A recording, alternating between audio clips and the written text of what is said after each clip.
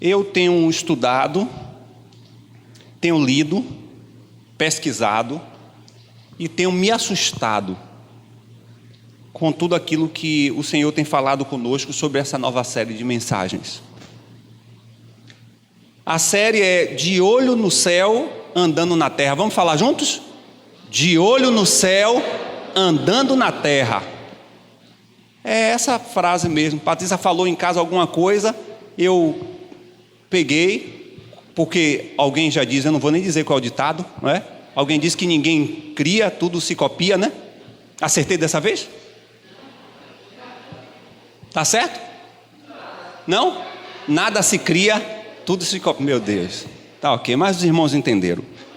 E ela falou, eu peguei, e eu ando assim sintonizado, ela vai fazer, escrevi, e aí dali o Senhor já começa a falar algumas coisas, eu pego qualquer papel que eu encontro e vou anotando, e aí eu me concentro. Sentei e estou anotando, é uma mensagem, é uma inspiração, porque o Senhor, Ele nos inspira, Ele nos ilumina, andando, falando, cantando, dirigindo, trabalhando, cozinhando, tomando banho, porque você está com Deus, você está sintonizado com o Senhor, você está em um relacionamento com Ele, não importa onde você esteja, o que você esteja fazendo, Ele está presente e você está ligado com Ele.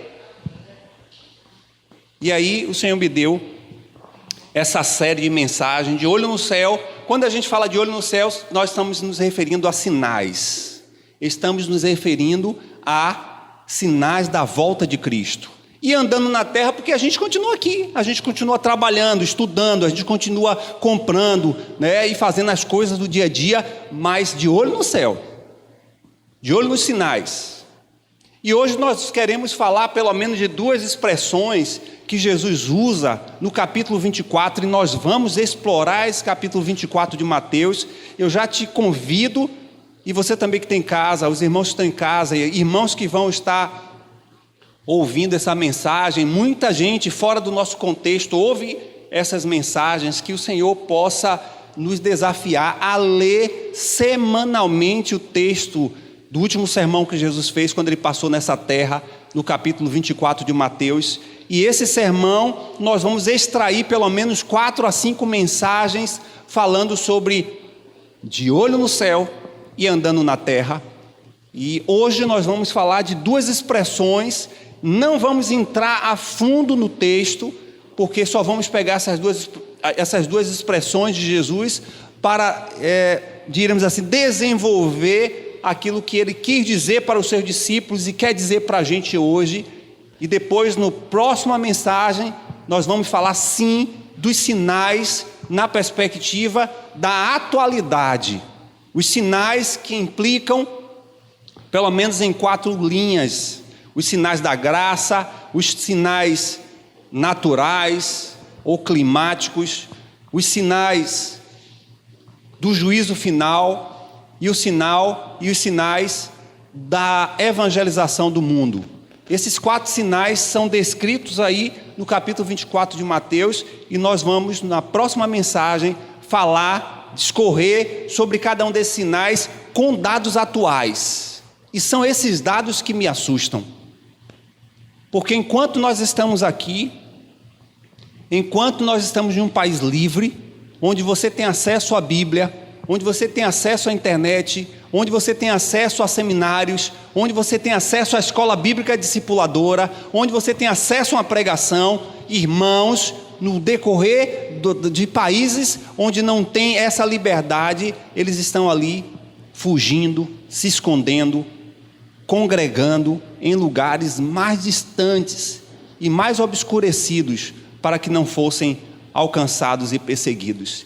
E a igreja que mais cresce no mundo é a igreja perseguida. O que está acontecendo?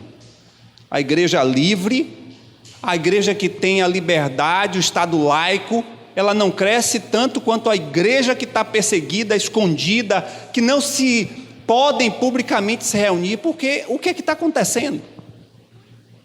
E aí nós vamos ver alguns dados e ver alguns sinais que podem ser que vocês não tenham conhecimento, até porque a mídia, a nossa mídia, ela não dá essas informações, mas que está acontecendo no mundo grandes avivamentos, como por exemplo, nesses últimos meses, na Nigéria, mais de 10 mil crianças na Nigéria, através de um evangelista, entregou as suas vidas para Jesus. Vocês sabiam disso? Mais de 10 mil crianças, em um culto onde tinham mais de 100 mil crianças, reuniu ali no mês de outubro desse ano 2021, mais de 10 mil crianças entregou as suas vidas para Jesus. Pelo menos naquele país vai estar assegurado o fato de que haverá uma geração de evangelistas e pregadores que vai sustentar a igreja na Nigéria. E no Brasil, quantas crianças estão entregando suas vidas para Cristo? São dados que nos assustam. E eu queria então que você abrisse a sua Bíblia em Mateus, capítulo 24.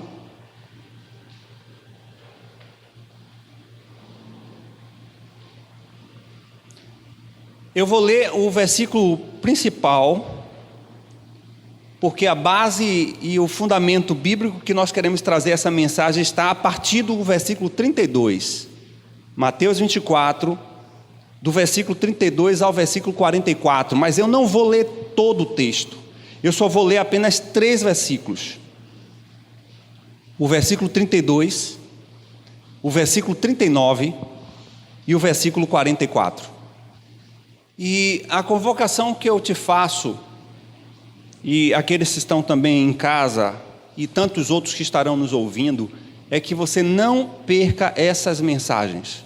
Não é marketing não, nem é técnica de assegurar a sua presença, mas é porque uma mensagem está ligada à outra, e vai causar um efeito tão grande na minha vida, na sua vida, já está causando na minha vida e vai causar também na tua, porque vez ou outra a gente precisa lembrar do que está acontecendo no mundo.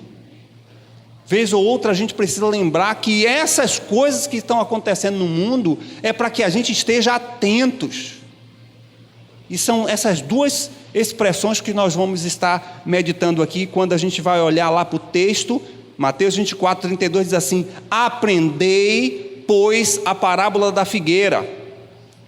Quando já os seus ramos se renovam e as folhas brotam, sabeis que está próximo o verão. Só isso. Agora vá lá para o versículo 39. E não perceberam, senão quando veio o dilúvio e os levou a todos. Assim será também a vinda do Filho do Homem. O outro versículo é o 44. Por isso, ficai também vós apercebidos, porque a hora em que não cuidais, o Filho do Homem virá. Senhor, seria muito complicado convencer os nossos irmãos, convencer tantos ouvintes dessas mensagens acerca das coisas do fim.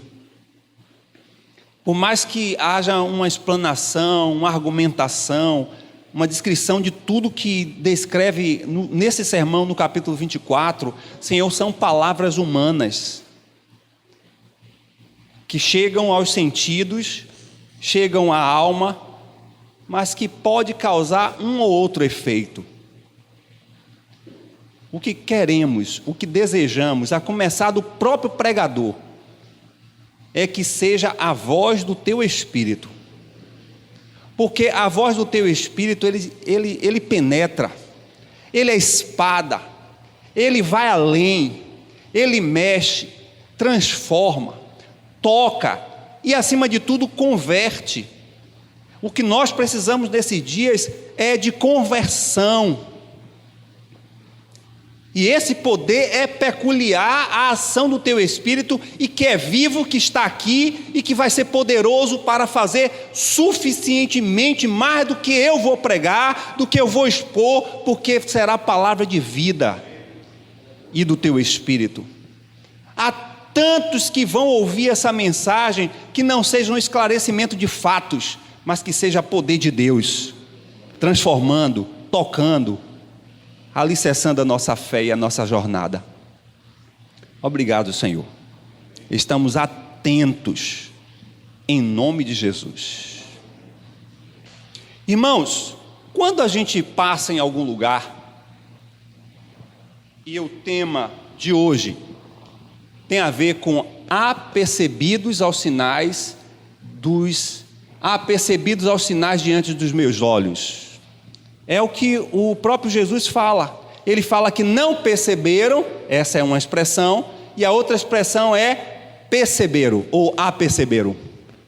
Ou seja, em uma linguagem bem baiana, Jesus está querendo dizer, olha, alguns não se atentaram, alguns não observaram, alguns não viram de fato o que estava acontecendo, enquanto outros ficavam ligados, enquanto outros observavam, enquanto outros foram iluminados, enquanto outros viram o que estava acontecendo. São dois comportamentos diferentes.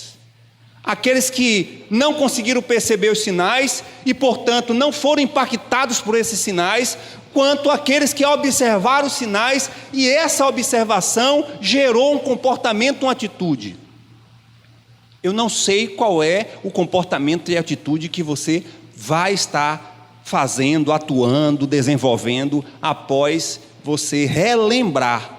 Porque não é saber, é relembrar. Porque eu creio que vocês já sabem dos sinais. Qual a atitude que você vai ter? E aí o que a gente vai aprender é que normalmente quando a gente vê sinais, e aí eu estou me relacionando a alguns sinais de trânsito, quando a gente vê sinais, pelo menos o objetivo desses sinais é tentar trazer para nós, de fato e de verdade, algumas coisas com relação à orientação às regras, com relação à informação sobre as condições da via, alertar a gente sobre proibições, restrições e tantas outras coisas. Quando a gente vê esses sinais falam para cada um de nós. E eles são sinais que trazem indicativos, são sinais que trazem para nossas vidas a observação, a atenção, o aviso de que alguma coisa está naquela via. E a gente pode muito bem olhar para o sermão do capítulo 24 de Mateus como uma placa de sinalização dos céus, que está ali avisando alguma coisa, que está ali informando alguma coisa, que está alertando a igreja para alguma coisa. Agora, se você está observando, se você está se atentando para esses sinais como indicativo de algo que está para acontecer, certamente as suas atitudes serão completamente diferentes de muitos que estamos vendo nos nossos dias. Para isso, então, eu quero apenas fixar, sem explorar o texto, apenas nessas duas expressões que o texto nos traz. A primeira é não percebido, a outra é apercebido qual é o seu estado. O texto diz aí, no versículo 39, que eles não perceberam. Jesus está falando sobre os dias de Noé. Jesus está falando da pregação que Pedro disse que foi uma pregação de justiça, do pregador de justiça. Noé estava ali anunciando, olha, vai ter o dilúvio, vai vir uma chuva, vai acabar com tudo. Olha, muda o comportamento, muda a atitude de vocês. E, infelizmente, as pessoas não perceberam. E a construção da arca estava sendo vista diante de todos. Via aquela coisa estrondosa sendo construída e as pessoas, pelo contrário, ficavam ali fazendo chacota de Noé, chamando a atenção, esse cara está maluco, nunca vai acontecer isso. E eles não perceberam que estava a iminência de um grande dilúvio. E Jesus faz essa correlação com os seus dias. Quando ele diz que não perceberam, senão quando veio o dilúvio. Irmãos, a igreja, a sociedade está diante dos seus olhos com sinais cada dia mais claros da volta de Jesus, mas parece que nós estamos tendo um comportamento de sonolência e cegueira. Que seriam os dois comportamentos que mais estamos vendo. Essas duas expressões não perceberam. Jesus faz essa correlação com os dias de Noé.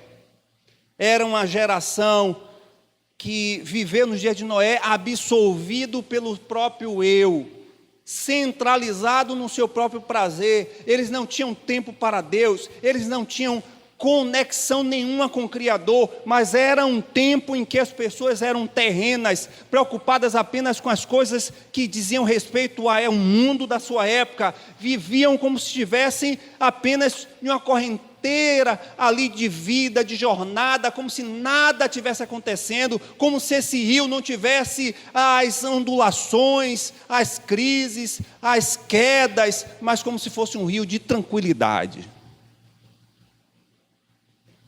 Não davam ouvido aos sinais.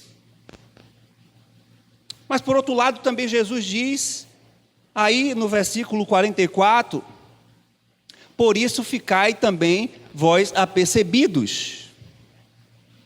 A hora em que não cuidais, o Filho do Homem virá. É aperceber, é prover, é enxergar, é conseguir ver de longe, é ver de vista de longe, é se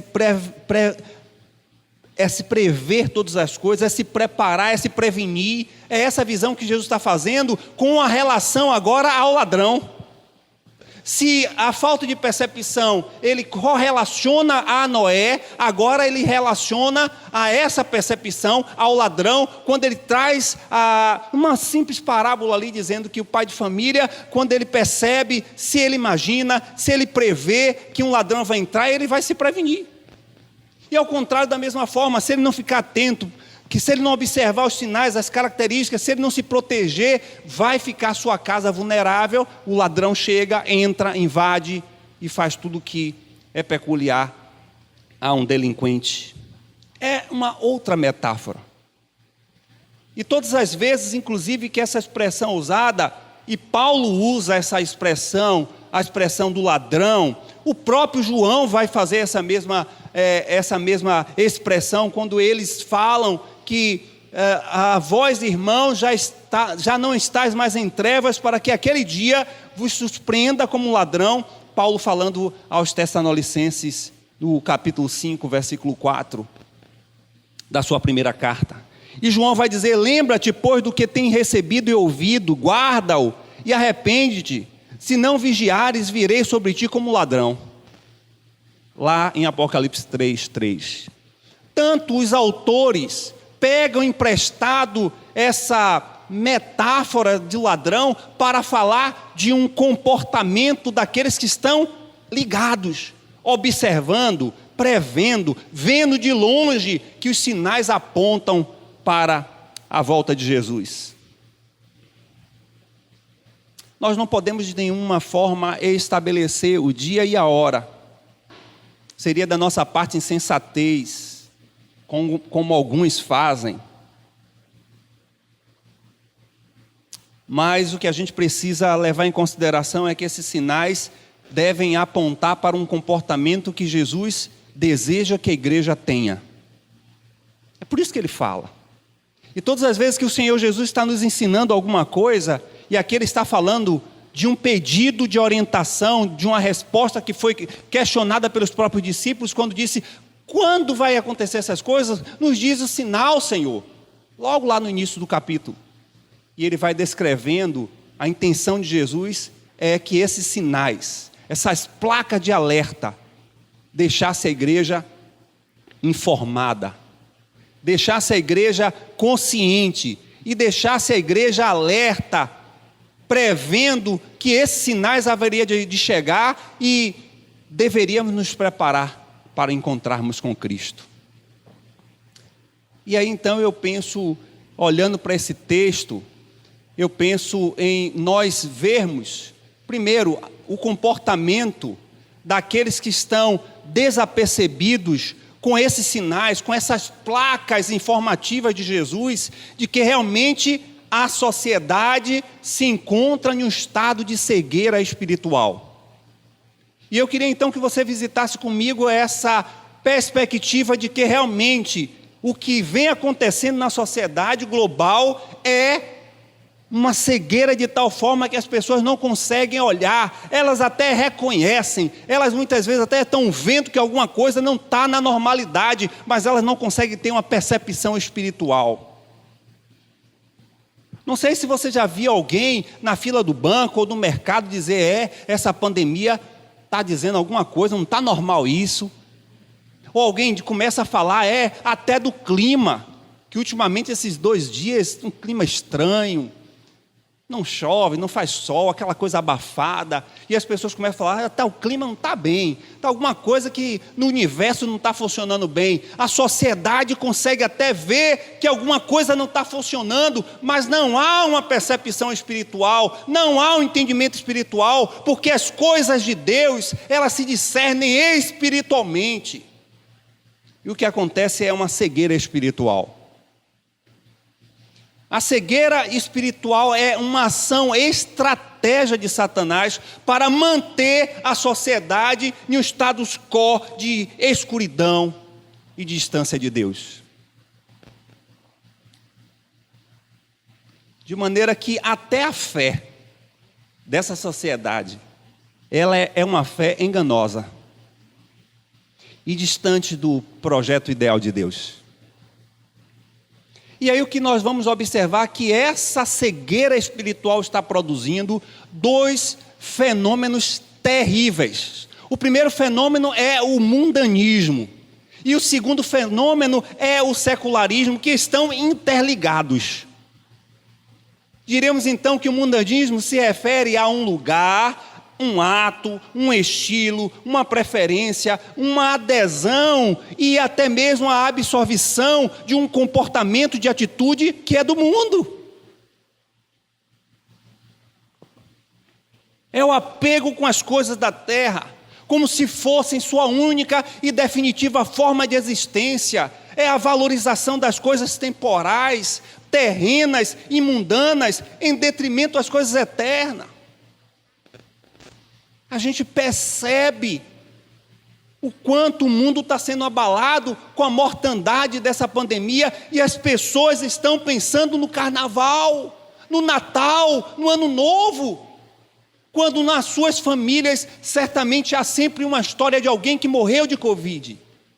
Mas as pessoas estão pensando no carnaval, pensando nas coisas do mundo, absorvidos pelos valores temporais. O importante é ter o prazer do carnaval, é passar, não é?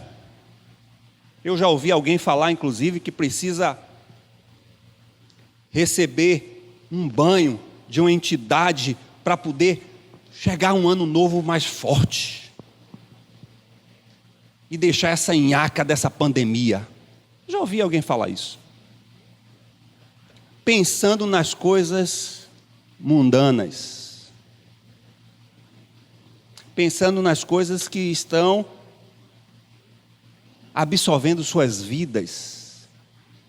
Irmãos, muitas pessoas já foram e muitas irão, passando por essa terra sem serem marcadas pelo sangue de Jesus, sem fazerem nenhuma diferença nessa sociedade, sem sentido de viver, porque eles foram pessoas, estão sendo pessoas completamente cegas espiritualmente, vazias de Deus.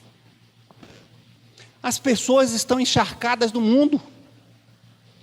As pessoas valorizam as coisas que são temporais, que passam, mas as pessoas estão cheias de coisas que são terrenas, mundanas, passageiras, e estão completamente desconectados das coisas espirituais.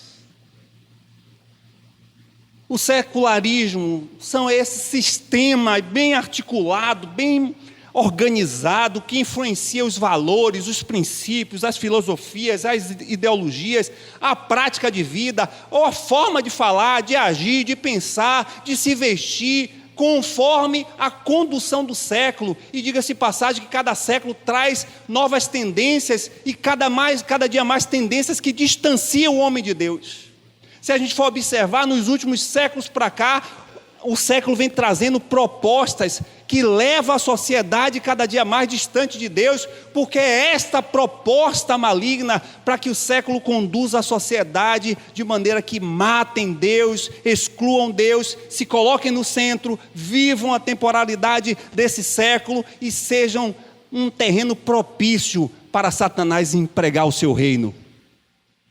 Ou vocês acham que o anticristo vai chegar pim-pim-pim? Ele já vem trabalhando, articulando, se organizando para que toda a sociedade esteja preparada para esse governo único. Ou os irmãos acham que isso é paródia bíblica?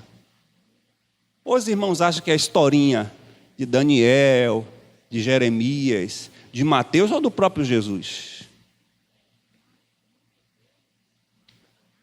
O século prepara a sociedade para a vinda do anticristo.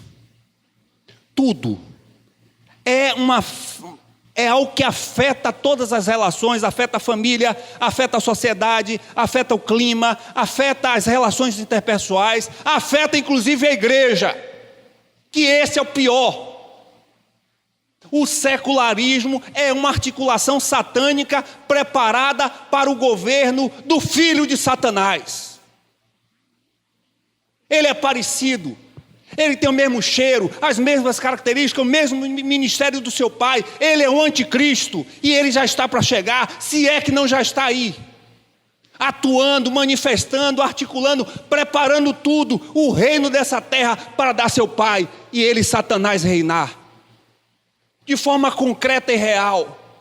Porque de fato ele já está reinando, ele já está articulado, ele foi ousado de entregar esse reino dessa terra ao Senhor Jesus, confrontando o Senhor Jesus, e ele foi repreendido, porque o Senhor sobre todas as coisas, céu, terra, mar, rios, o inferno, o céu, é o Senhor dos exércitos.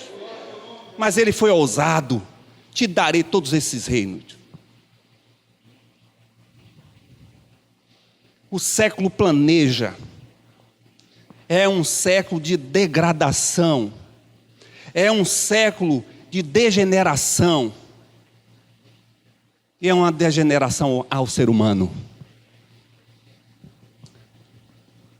E a gente entende por que isso. E se você não entende, você vai passar a entender.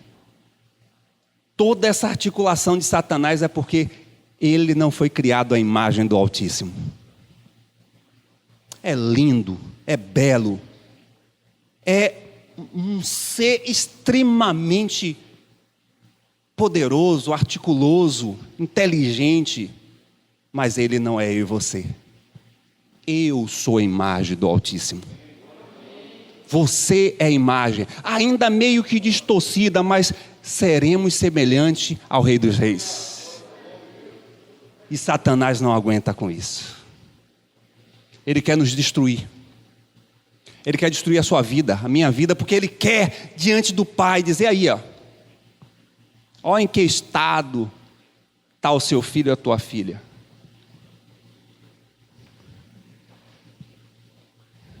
A sociedade está completamente desapercebida, cega espiritualmente, vivendo mundanismo, secularismo, mas por outro lado a gente percebe que existe também aqueles que estão apercebidos.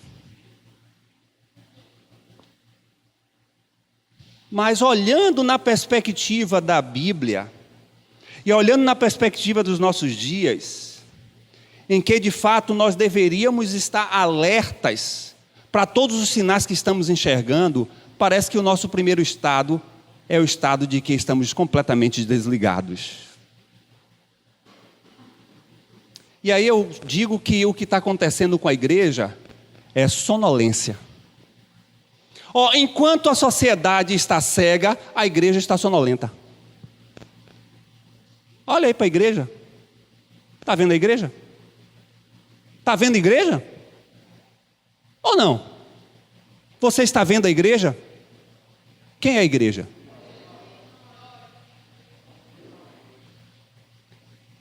Se você é a igreja, então você vai dizer, olha, eu preciso acordar. Eu não ouvi ninguém falar isso. Irmãos, a minha oração é que hoje, a partir dessa perspectiva, não porque eu estou falando, porque também eu estou implicando nesse processo, porque eu também sou igreja, porque também muitas vezes eu estou sonolento, porque muitas vezes eu preciso de um despertar, um alertar, um sinal que o Senhor Jesus levante e diga: alerta, perigo. E a minha oração é que esta igreja local mude o comportamento. E vocês não terão e nem serão colocados diante do Senhor como inocentes, porque a partir de hoje está sendo esclarecido os sinais, as placas do Espírito Santo na sua vida, dizendo: alerta, acorda, sai desse sono, igreja. E você que está em casa, e você que vai nos assistir, seja lá onde for, o Senhor também está falando com você. Sai dessa sonolência. Nós sabemos que o sono normal ele tem fases. Alguns dizem pelo menos 5 fases. E uma dessas fases é um estado em que a pessoa fica completamente desconectada. Entra realmente num sono profundo. Mas se fosse fazer uma correlação com esse estado emocional, físico, biológico que o sono nos traz, seria até bom. Porque independente dessas 5 fases, em qualquer momento parece que a gente pode se despertar. Seja aqueles que têm o sono mais pesado, aqueles que têm o sono mais leve. Mas o pior do que o sono físico é o sono espiritual, porque a pessoa parece que não consegue acordar, ela não consegue se atentar, ela está completamente completamente paralisada, desconectada, desatenta, inativa, improdutiva, infrutífera. E por que não dizer morta? O sono espiritual é algo que traz um dano terrível de indolência, de dormência, de paralisação, de maneira que a gente está vendo as placas da sinalização, mas a gente não consegue acordar.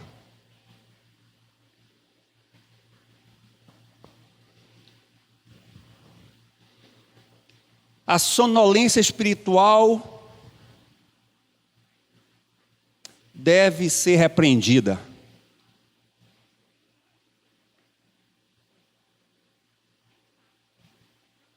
Ela vem caracterizada por uma insensibilidade. Ela vem caracterizada pela indiferença. Esse sono espiritual que parece estar na áurea da igreja, ela vem com uma perspectiva secularista. Esse sono está levando a igreja a viver os valores e os sentidos desse século.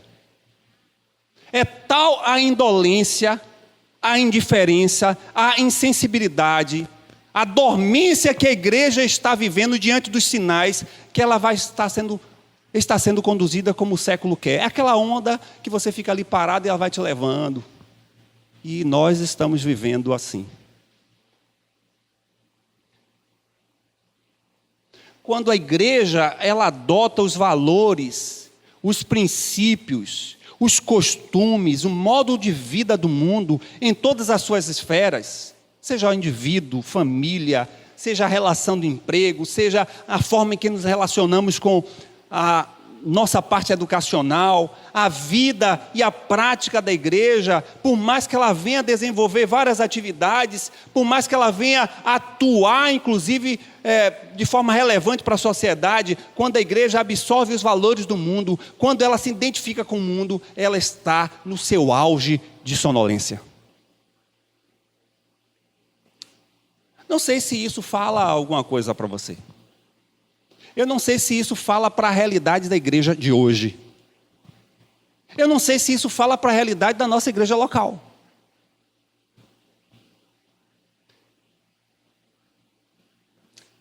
De maneira que o que a gente observa com essa sonolência é que estamos cedendo às pressões do mundo e estamos baixando o nível moral.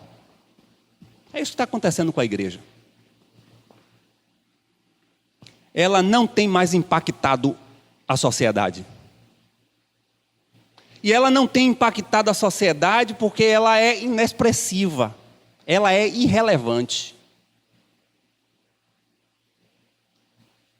E ela está nesse estado de sonolência justamente porque ela não difere mais da sociedade do mundo.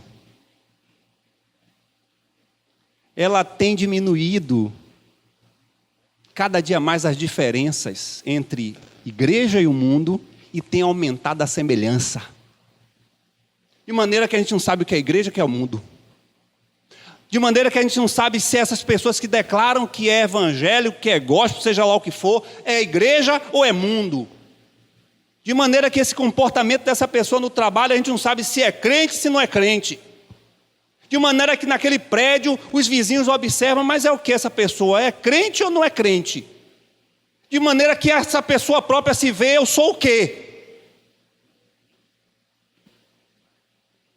Nós estamos cedendo às pressões do mundo. E infelizmente é em nome de uma culturalização. Eu estudei muito sobre isso. Quando eu fiz o curso de missiologia, eu estudei muito sobre o que é aculturar. E nunca foi e nunca será assemelhar ou se tornar semelhante a uma cultura. E aí a gente diz, não, a gente precisa fazer, agora que a nossa congregação, que o nosso layout de igreja local, tem agora luzes, tem isso, tem aquilo, de maneira que a gente possa atrair as pessoas.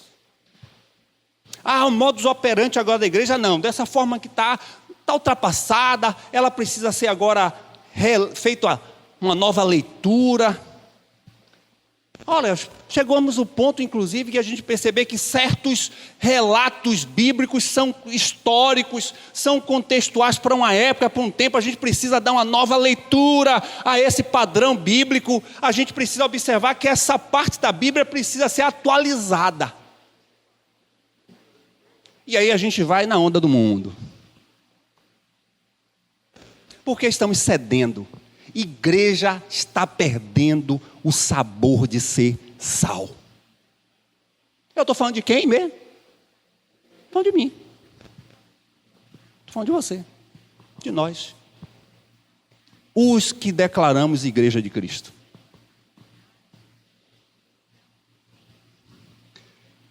Isso tem a ver, irmãos, essa sonolência tem a ver com a identidade que apresentamos.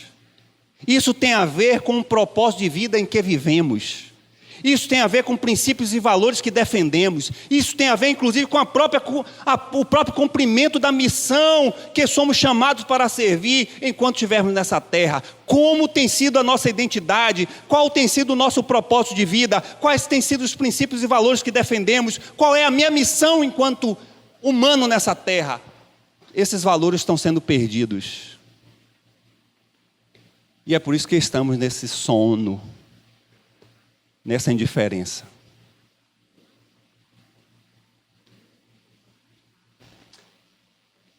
A identidade nós perdemos porque estamos absorvendo a identidade do mundo. Propósito de vida estamos perdendo porque nosso propósito não é mais a eternidade, é a conquista da terra.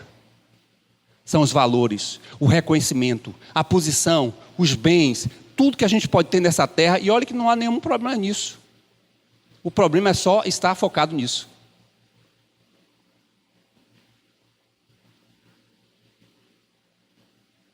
Ontem eu vi o testemunho do goleiro do Palmeiras. Irmãos, eu queria aquela confissão de fé em lábios de muitos pastores.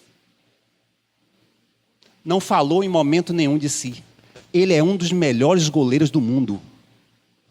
Eu particularmente gosto. Disse, olha, o prêmio do Palmeiras... Não, Deus. Foi por causa dele. Ele que é a razão de tudo isso. Chega a me arrepio quando eu relembro. O testemunho nas mídias. Escondendo-se atrás daquele que deve ser o holoforte.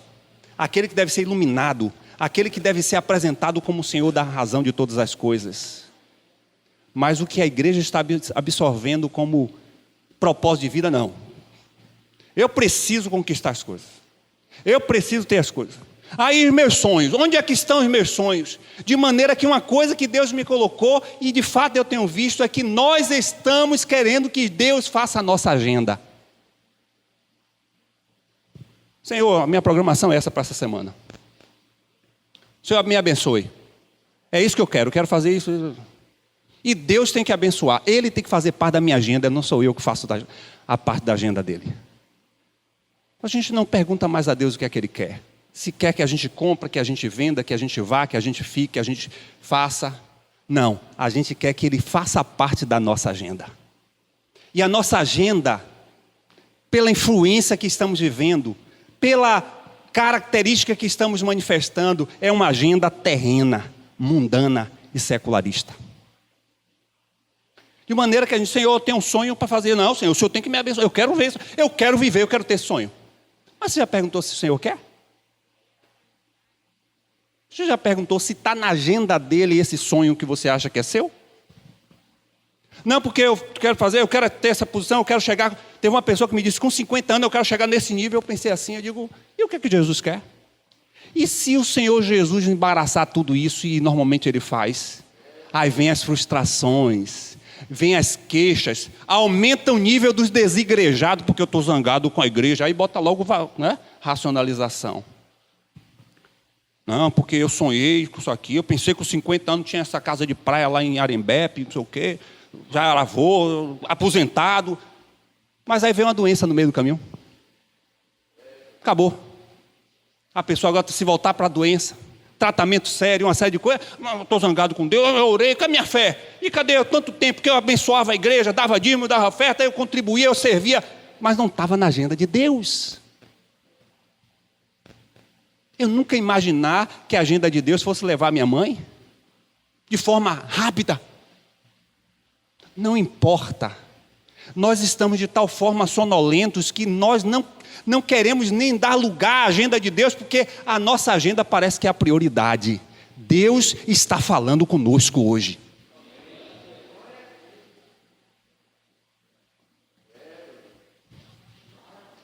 Irmãos, comigo a minha agenda nunca funcionou. Não sei com você. Se você tem um nível de alinhamento tão profundo com Deus, de maneira que o que você planeja é também o que primeiro Deus planejou, maravilha. Mas comigo não. De maneira que hoje eu digo, Senhor, o que é que vai acontecer para o ano? Não sei, é o que o Senhor quiser. Eu era extremamente alguém de planejamento. Planejava coisa de 4 anos, 5 anos, 10 anos, hoje não planejo mais nada. Eu vivo os projetos que Deus tem para a minha vida. E eu quero dizer para você, olhe, se a sua fé está dimensionada para o que Deus pode realizar de sonho na sua vida, você é uma das pessoas mais frustradas dessa terra. Você é uma pessoa que vai ser mais decepcionada nessa terra, porque o Senhor não tem interesse nenhum, o Senhor não tem compromisso nenhum, o Senhor não tem nenhuma, diremos assim, eu estou querendo falar aqui a palavra, dever não, obrigação. O Senhor não tem nenhuma obrigação de realizar os seus sonhos. Você é criatura. Ele é Deus. Porque eu tenho meu sonho, Senhor. Sonhe e viva os sonhos de Deus. Eu não sei, busque, bota sua cara no pó, ore, peça, Senhor, o que é que o Senhor sonha para a minha vida pessoal, para a minha vida familiar, para a minha carreira, para o meu ministério, Senhor, enquanto eu viver aqui, o meu respirar, qual é o teu planejamento? O que é que o Senhor está pensando para esse dia, para amanhã, para depois de amanhã? O que é que o Senhor quer que eu compre, venda, faça o que tiver de fazer? Senhor, me orienta. Nós vamos errar menos, vamos ser menos frustrados. O que mais nós vamos encontrar hoje de característica de desigrejados são pessoas que colocaram Deus na agenda deles. Irmãos, Deus ele nunca vai estar submisso à minha vontade e à sua. Olha, eu estou falando, tomando como princípio a pessoa que poderia reivindicar o direito de ter a vontade soberana, que era seu filho Jesus. Ele poderia dizer: Pai, eu obedeci o Senhor, larguei a minha glória, vim, me fiz humano, passei por tudo isso, eu tenho direito legal diante do Senhor, eu te obedeci em tudo. Pai, eu quero que agora o Senhor me livre dessa morte, eu não preciso morrer. Foi assim que ele falou? Ele disse: seja feita a tua vontade. Se ele, que é o orgulho do Pai, que é o exemplo máximo de vida com Deus, de relacionamento profundo com o Senhor, cedeu a sua vontade, quem é você? Quem sou eu para Deus estar na minha agenda cumprindo os meus planos? E o que mais estamos vendo na igreja é uma igreja cheia de planos, de crente cheio de vontade, de planejamento, de sonho, planeja tudo, sempre Deus de lado, ou Deus está incluso para cumprir o que Ele quer. E aí quando se frustra, sai da igreja, larga a igreja, fala mal de Deus, porque acha que eles que são os senhores.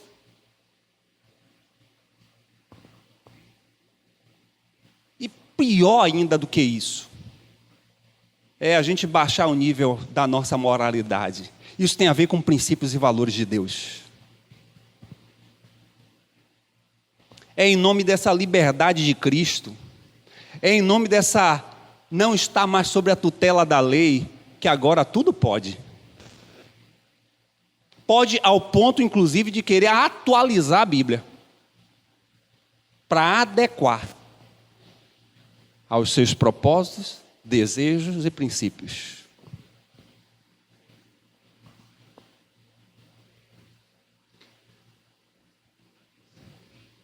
A naturalização e a normalização do pecado.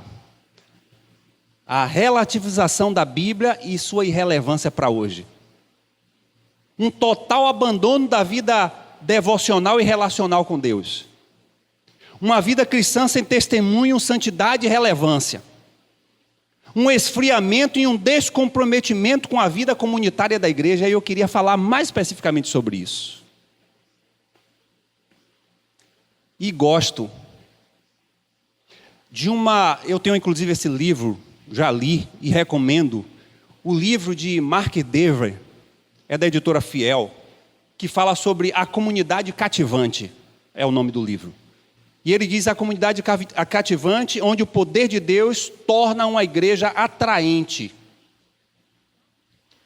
Esse livro, ele vai falar e trazer a definição de uma das principais características dos crentes de hoje. Que esse é um outro passo que eu queria dizer. Ele vai falar sobre o crente consumidor. E ele vai discorrer em todos os capítulos a diferença de um crente provedor para um crente consumidor. Ou ratificando, um discípulo provedor e um discípulo consumidor. E eu diria que é algo que a gente está vivendo nos nossos dias, que é justamente uma igreja que não é mais provedora.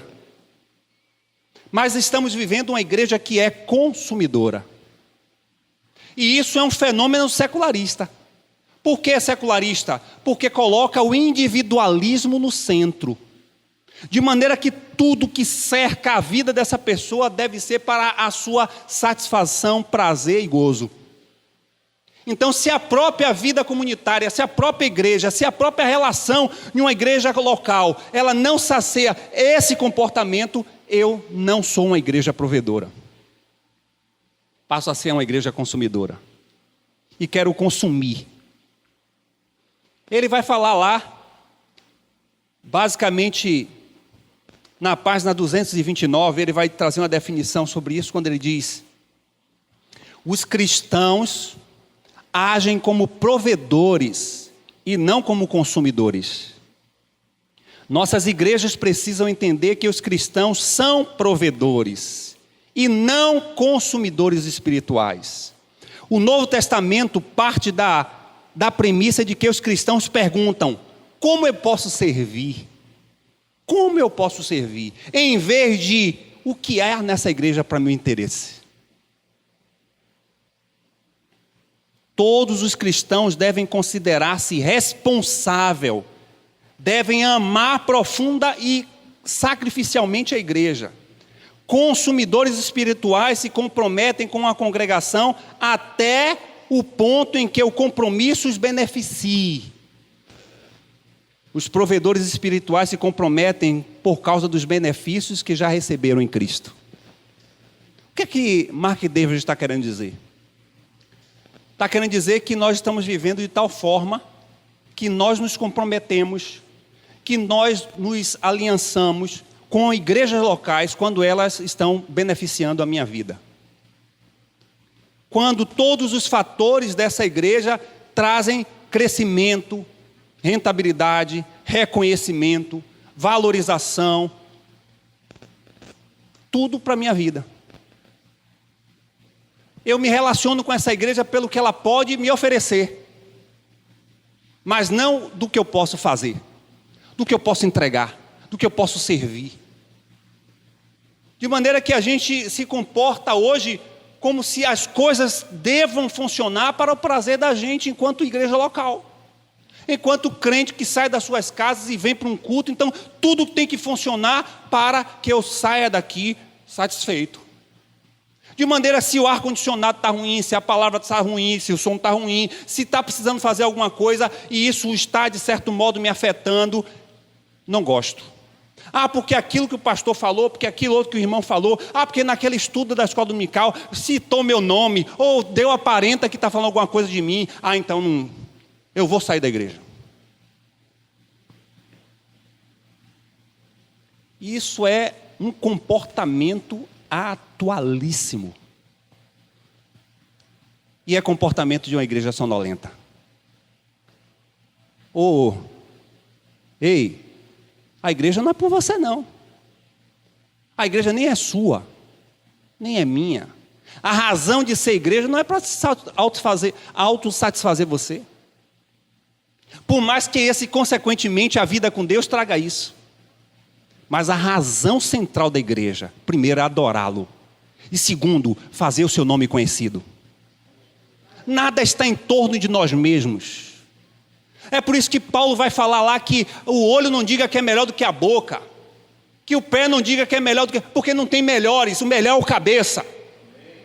É ele que é a razão de tudo. Então, quando nós tivermos um comportamento de uma igreja que vai prover, as nossas atitudes vão falar muito mais alto.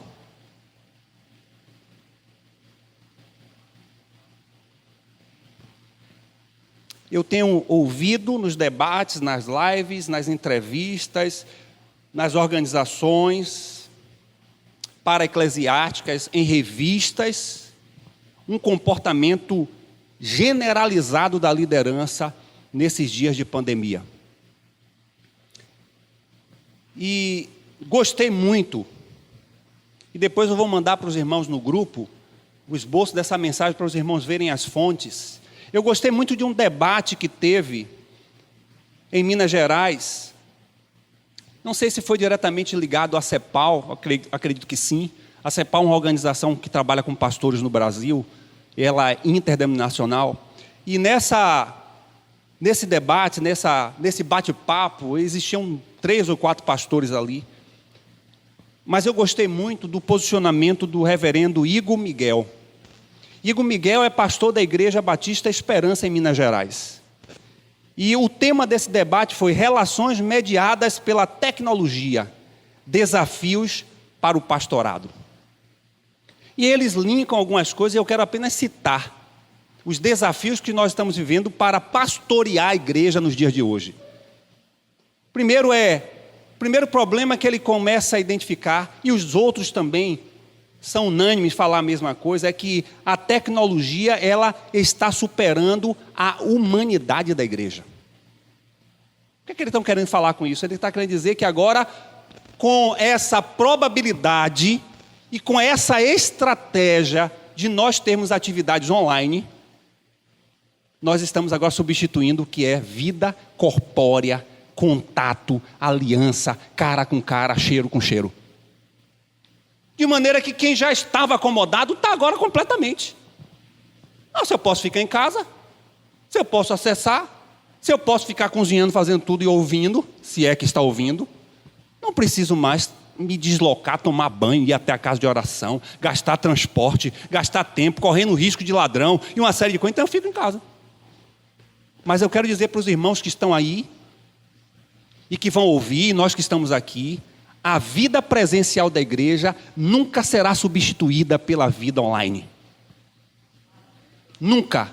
Porque igreja é corpo, igreja é contato, igreja são humanos com humanos, não com máquinas.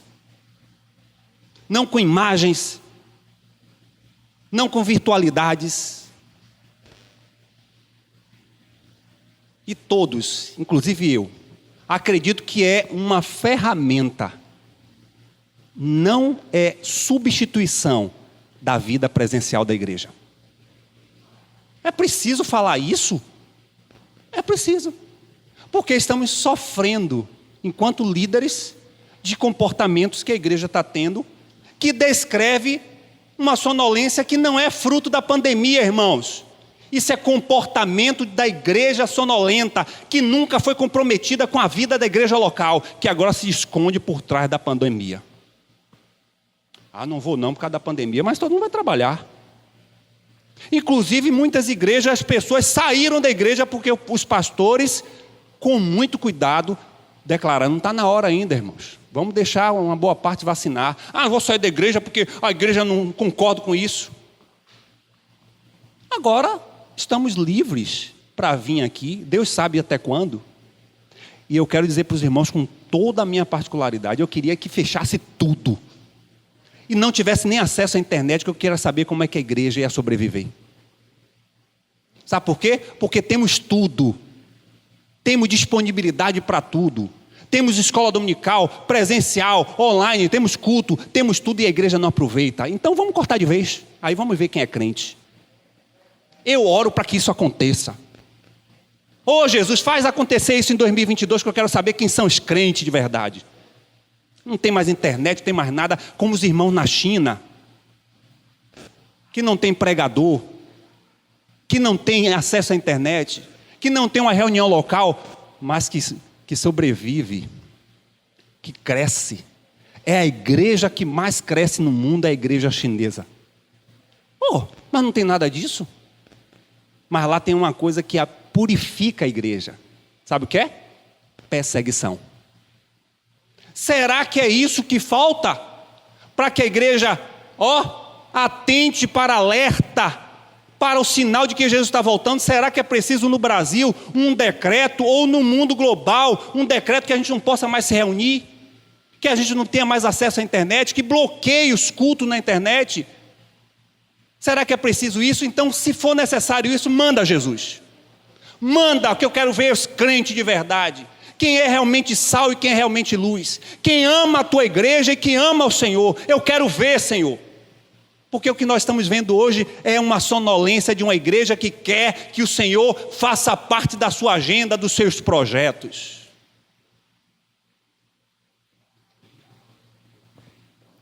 O culto presencial continuará sendo insubstituível. Porque é onde reunidos Deus opera. É onde nós somos fortalecidos.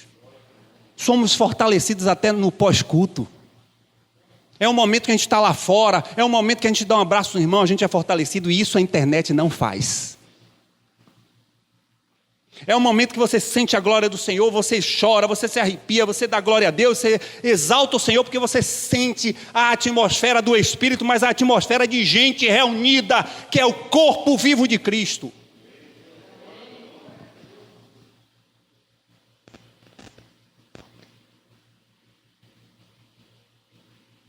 Essa complexidade da prática da igreja à distância.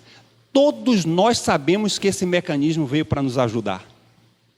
Hoje, alguns irmãos que podem fazer um aconselhamento, teleconferência, maravilha.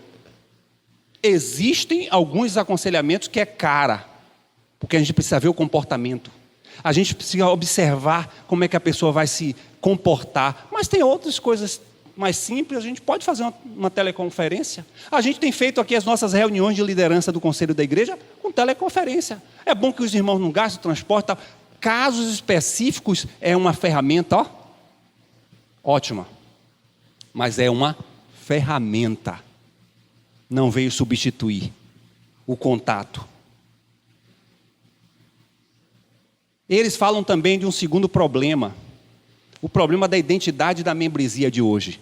E aí eu gosto também de outra expressão, de um outro autor, que vai trazer uma das grandes características desse fenômeno que nós estamos vivendo hoje. E eu particularmente conheço esse autor, também tenho esse livro, e os irmãos depois, se quiser ler, com cuidado me entregar, sem riscar meu livro, eu empresto. E se vier algum problema, você vai me dar outro. É o livro do pastor Idauro Campos. Pastor Idauro Campos é uma pessoa, gente boa. É congregacional, ele escreveu em sua tese de mestrado Os Desigrejados. É um livro muito bom, que tem sido, assim, ferramenta bibliográfica para muitas defesas de dissertações e teses no Brasil. E ele fala sobre desigrejados, teoria, história e contradições do niilismo eclesiástico. E ele vai citar nesse livro um dos fenômenos da sonolência da igreja, que é o fenômeno do pertencimento à membresia. E ele vai relacionar a essa crise de pertencimento a um fator secularista. Qual é o fator do secularismo? É o individualismo. Nós estamos vivendo de tal forma que as pessoas não se fixam em mais nada. As pessoas não se tornam comprometidas com mais nada, exceto aquilo que alimenta o seu próprio eu. E essa crise do pertencimento está na família, está no trabalho, e está chegando, e já chegou na igreja também. No trabalho eu posso muito bem citar que quando as relações conjugais, elas não satisfazem o indivíduo, o cônjuge, então eu deixo. É melhor me divorciar porque eu não estou feliz. E quem foi que disse que a conjugalidade tem a ver com felicidade pessoal? Onde foi que você viu isso na Bíblia? Mas hoje a gente vê as pessoas, os crentes na igreja, fulano, você até, tem aquele fora assim, cadê fulano? Assim, eu não estou mais com ela não. O que houve? Vem na nossa cabeça crente, vem logo relações ilícitas. Irmãos, parece que a gente está vivendo em outro século, viu? Crente de verdade, discípulo de Cristo, que busca os valores de Deus, não porque somos bons, mas porque a gente busca viver a palavra do Senhor, a gente se sente assim como se deslocado. Porque essas coisas estão sendo vivenciadas na igreja com naturalidade.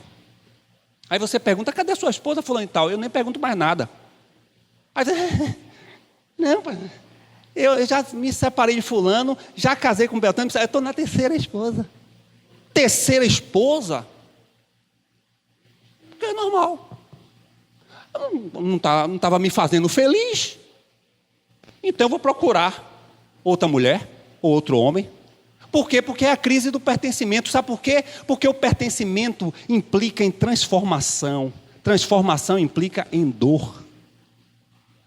Transformação implica em mudanças.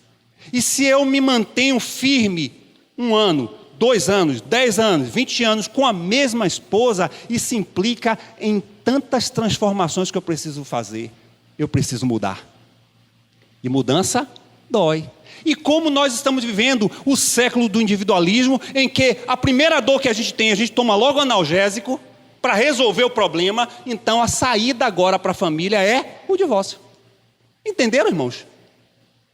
Entenderam ou não? Como diz aquela igreja, estão ligados? Está ligado, irmãos. É isso que está acontecendo. Então o divórcio está aumentando por quê? Porque o crente que sabe o que a Bíblia diz e acredita que é a verdade de Deus, mas não está satisfazendo a sua própria eu. Então, essa mulher não presta não. Aí diz que a mulher é isso, que a mulher é aquilo. O outro é o problema. E nós sabemos, enquanto terapeutas, que a conjugalidade, o problema é dos dois.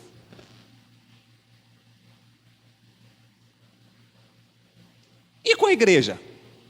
Não existe mais sentimento de pertencimento na igreja. Irmãos, a pior coisa é você receber um WhatsApp de alguém da igreja, que você investe tempo, que você se entrega, que você se doa, que a igreja está ali em unidade e recebe um e-mail dizendo: pastor, eu agora recebi de Deus uma palavra que eu não quero mais congregar. Eu estou ficando doido.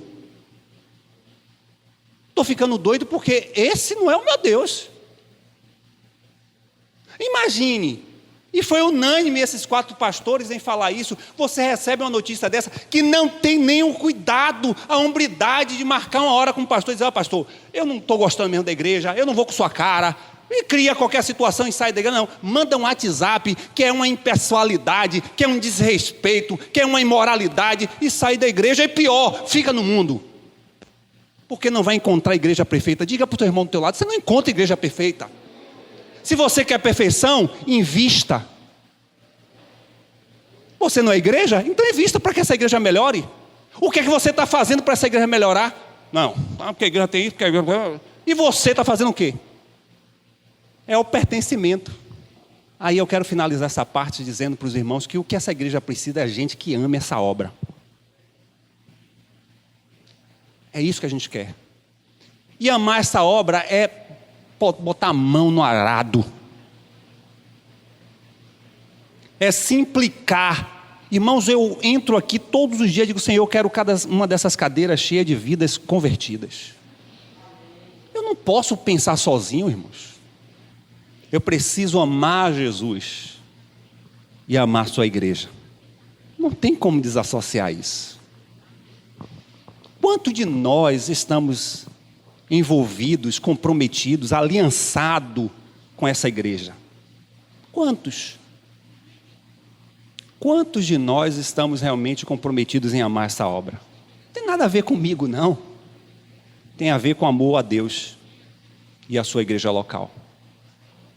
Porque é uma unidade, cabeça e o corpo. Ah, mas eu amo a Jesus e não amo a obra, a igreja. Tem alguma coisa errada aí. Porque a igreja e o Senhor é um só. Essa manhã é na força do Espírito Santo de Deus. E como diz o irmão João, que vem saltando sobre os montes, mude nosso estado de sonolência. Essa manhã uma placa, uma sinalização foi levantada. Acorda, igreja.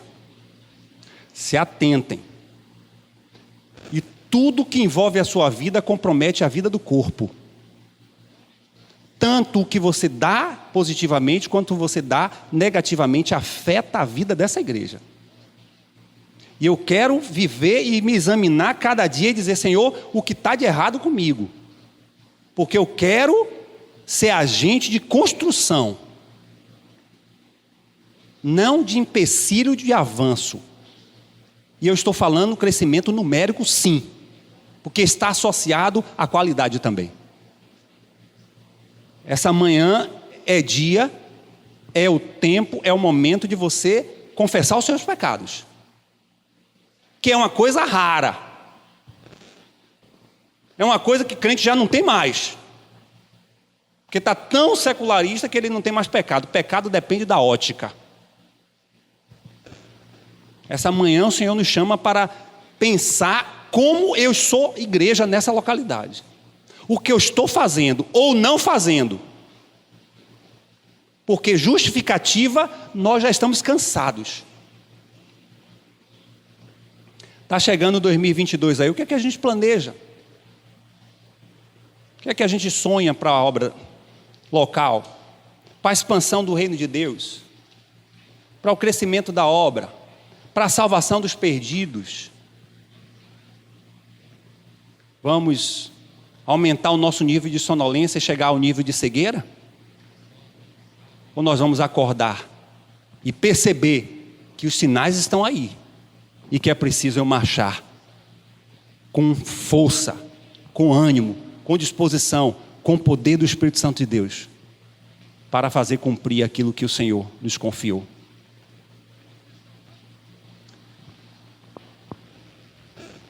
A minha oração é que não seja mais uma pregação, que não seja mais um momento de ouvir aquilo que é realidade, que não é julgamento, é constatação. Ou a gente acorda, irmãos, da sonolência que estamos vivendo, ou Jesus volta e a gente não vai perceber.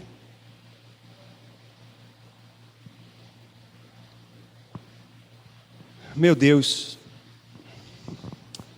nos ajuda, Senhor. assim como aqueles nossos irmãos amados que estão na milita, militando pelo teu reino e que compartilharam o mesmo tempo de tristeza, de angústia. E isso, de certo modo, nos acalma, porque a gente percebe que parece que uma sonolência geral. Senhor, mesmo esse fenômeno acontecendo, nós não vamos aceitar. E como as nossas palavras não têm poder de convencimento, como não batendo no púlpito ou gritando vai mudar nada, ou trazem mudanças momentâneas, que mais tem a ver com remorso do que arrependimento, e que depois que o tempo passa, volta tudo de novo. A minha oração como ministro, como pastor dessa igreja, é entregar em tuas mãos a ação do teu Espírito na vida dessa igreja e na minha vida. Pai, é uma confissão, e quero particularmente dizer ao Senhor, se porventura eu tentei ou busquei fazer as coisas na minha força, na minha capacidade, eu quero pedir perdão ao Senhor, e dizer que não vou estar mais nesse lugar, que é um lugar apropriado do Senhor.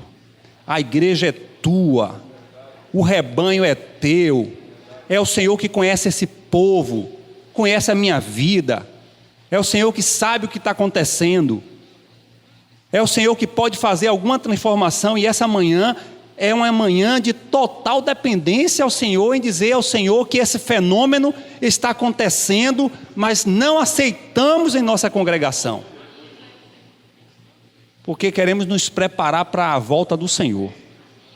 E o preparo não tem a ver com sonolência, tem a ver com vigilância.